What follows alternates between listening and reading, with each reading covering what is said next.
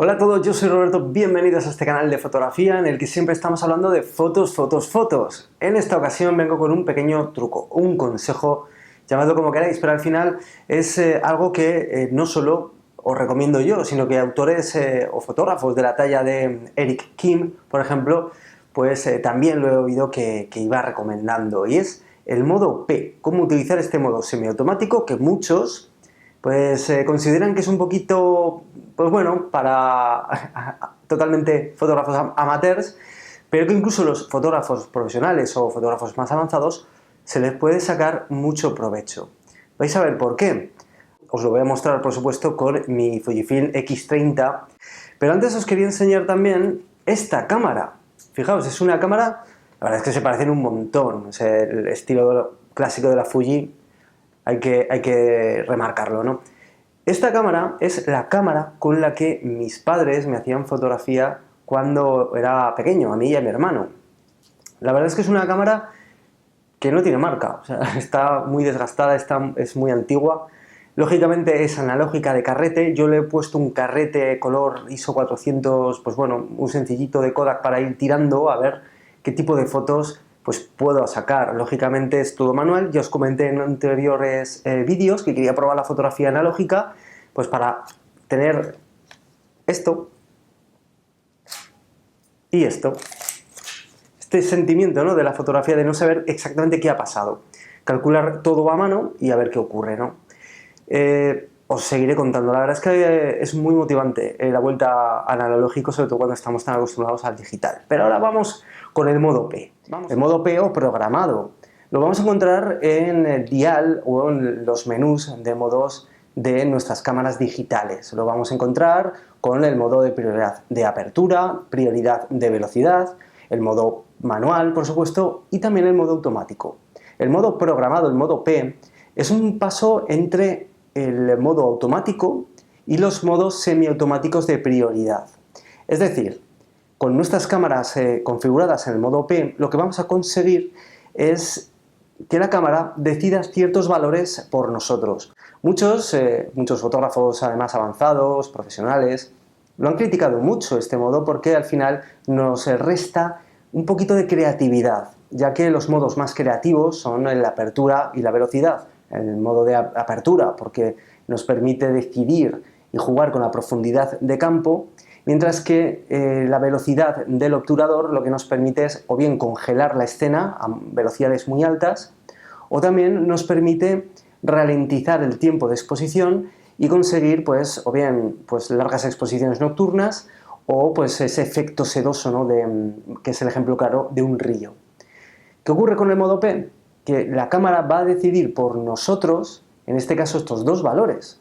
Para conseguir la exposición correcta va a decidir por nosotros la apertura correcta y la velocidad necesaria para obtener esa fotografía perfecta. ¿Qué ocurre? ¿Qué diréis? ¿En qué se diferencia entonces con el modo automático? Pues bueno, el modo P se diferencia en que el usuario, el fotógrafo, puede controlar valores como el nivel de ISO al que va a trabajar.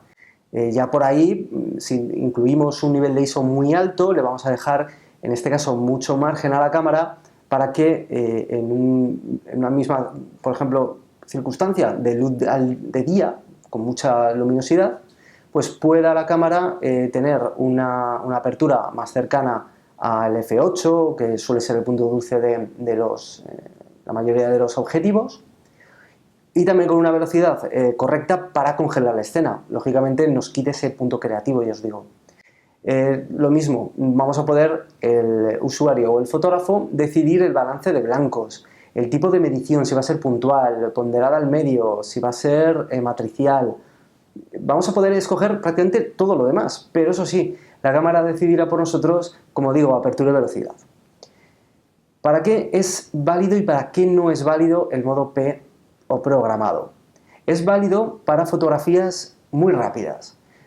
Por ejemplo, fotógrafos tan famosos, populares y de lujo como es Eric Kim, pues muchas veces ha hablado de la importancia del modo P en la fotografía digital, sobre todo porque es un fotógrafo urbano, fotógrafo callejero, que al final pues necesita de esa velocidad para encuadrar, disparar y olvidarse prácticamente de todo. Esto es muy interesante, sobre todo para los fotógrafos callejeros. Probadlo, os animo a que lo hagáis, porque si bien nos va a restar esa creatividad que os comentaba al principio, para este tipo de fotografías tan rápidas, tal vez nos haga, pues bueno, conseguir imágenes que no pensábamos conseguir, porque simplemente apuntar y disparar. La cámara lo hace prácticamente todo por nosotros, salvo, como digo, esa elección, ¿no?, de la sensibilidad ISO, balance de blancos, medición, etcétera, que es muy interesante también por parte del fotógrafo. No es lo mismo medir, la cámara nos medirá la luz de la misma manera si nosotros escogemos, por ejemplo, un tipo de medición distinta. Con lo cual, pues bueno, no hace falta entrar en muchos más detalles, pero por ahí sí que tendremos un poquito de creatividad. ¿Para qué no es realmente muy oportuno utilizar el modo P? Pues para paisajes, para fotografías pausadas, retratos, fotografía de estudio, para todas esas fotografías en las cuales sí que podemos perder un poquito de tiempo, pensar, a ver exactamente qué es lo que queremos conseguir. Bueno, pues por ahí el modo P no nos sirve. Pero fotografías casuales, fotografías incluso para ir practicando esa, pues bueno, ese dar un paso más en la fotografía digital, el modo P es muy adecuado. Y como digo, para fotografías rápidas. Así que probadlo, al final no perdemos nada probando todo lo que nuestra cámara pues, nos ofrece, que es mucho, y prácticamente la mayoría de nosotros nos quedamos en un porcentaje de las posibilidades que tiene, y esto es así. Así que nada, yo me despido, espero que os haya resultado interesante este consejo que os doy, sobre todo para practicar fotos. Si os ha gustado, dale al me gusta, suscribiros al canal de YouTube Robert Tomás. Yo aquí me encontráis, por supuesto, y también en el blog roberttomasfoto.com, en donde pues, podemos comentar cualquier cosa, así como en redes sociales. Nos vemos. Chao.